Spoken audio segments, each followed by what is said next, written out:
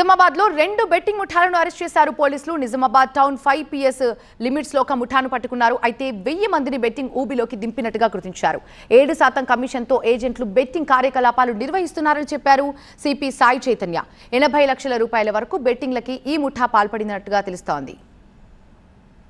నలుగురు అక్యూజ్ని పట్టుకున్నామండి. ముజీబ్ అహ్మద్, షేక్ నదీం, షేక్ జునైద్, షేక్ రెహమాన్ అనేవాళ్ళు. వీళ్ళు ఒక బెట్టింగ్ యాప్, ఒక ర్యాకెట్ని రన్ చేస్తున్నారు. ఈ ర్యాకెట్ ద్వారా ఈ సంవత్సరంలోనే సుమారు 88 లక్షల లావాదేవీలు ఒక పర్సన్ ముజీబ్ ద్వారా నడిచింది. ఈ ముజీబ్ అనే అతను హీస్ ఎన్ ఏజెంట్. ఈ బెట్టింగ్ యాప్ మొత్తం ఎట్లా నడుస్తుంది అంటే ఆన్లైన్. ఇతను ముజీబ్ అనే అతను ఇంతకుముందు పత్తాలాడే అలవాటు ఉండేది. దాని ద్వారా ఇతను నాందేడ్లో సచిన్ అనే అతని దగ్గరికి వెళ్ళి ఏజెంట్గా అవ్వడం, తర్వాత ఏజెంట్ ఎట్లా యాడ్ చేయాలి, డబ్బులు ఎట్లా జనాలను ఎట్లా మభ్యపెట్టాలి. తర్వాత సార్ ఇదిగోండి నా రెసిగ్నేషన్. ఎందుకు? నేనే జాబ్స్ ని క్రియేట్ చేసి బాస్ అవ్వాలనుకుంటున్నాను. ఎలా? బాస్ వాలా బీ ద బాస్. ఏజెంట్ ఎట్లా యాడ్ చేయాలనేది అంతా నేర్చుకుని ఇక్కడికి వచ్చి దాదాపు ఒక 1000 మంది దాకా యాడ్ చేశాడు. ఈ IPL సీజన్లోనే మనకి 200 మంది యువకులు దాంట్లో బెట్టింగ్ డబ్బులు పెట్టారు.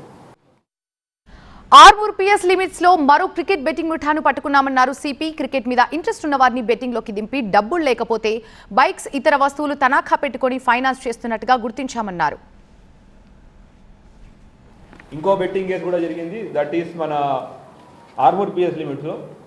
దీంట్లో బెట్టింగ్, మట్కాతో పాటు ఫైనాన్స్ అని కూడా పట్టుకోవడం జరిగింది. ఇప్పుడు ఎట్లా ఉంటుందంటే, ఒక బెట్టింగ్ అనేది ఒక వ్యసనం, సప్త వ్యసనాల్లో అదొక వ్యసనం. ఈ బెట్టింగ్ వ్యసనం అయిపోయిన తర్వాత జనాలకి డబ్బులు కావాల్సి వస్తుంది. ఉన్న డబ్బులన్నీ అయిపోయినాయి.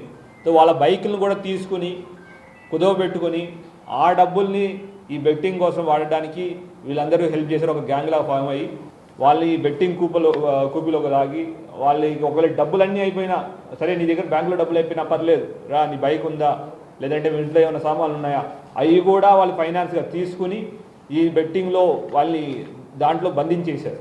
34 2-వీలర్స్ ఈ బెట్టింగ్ కోసం వీళ్ళందరూ కుదవబెట్టిన 34 2-వీలర్స్ని కూడా ఈ సునీల్ దగ్గర నుంచి మేము సీజ్ చేయడం జరిగింది.